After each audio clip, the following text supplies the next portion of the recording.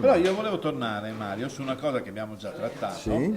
e cioè la posa degli agri. La Posa degli Agri che non è, Posa degli agri, un posto dove chissà, uno uno che è agro, no? In senso, sono si agro, mangia, sono stanco. È un un bel ristorante. ristorante, Un dove ristorante si mangia molto resort, bene. resort anche. Resort. Sì, diciamo che è uno spazio multifunzionale, come dire. Si mangia molto bene, noi stiamo registrando queste immagini perché, diciamoci la verità, siamo stati parecchie volte.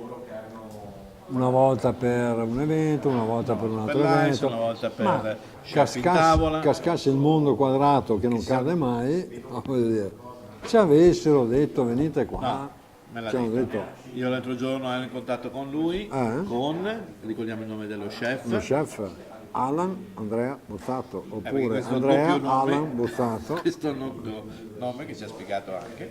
Non so. No, ci ha detto di andare a degustare un menù completo. Sì. Sicuramente Ce l'abbiamo torneremo l'invito? con una diciamo, recensione completa sul ristorante, che per ora è parziale. Ma a me piaceva sottolineare, a parte l'ottimo cucina di Alan, Sì. Andrea Bozzato, il luogo. Campagna, Quindi, Oasi Verde. stop le parole, vi facciamo fare un giretto con le immagini. Ma allora io direi, prima di andare avanti, Mario, diciamo dove siamo. Siamo a Siamo a Polverara. Polverara, esatto. Il comune di Polverara. In realtà molte persone vengono qui dalla strada di accesso di Legnaro, forse direi Polverara Legnaro, no? Sì, precisamente siamo sotto l'isola dell'Abbà, qui, però siamo molto vicini a Legnaro.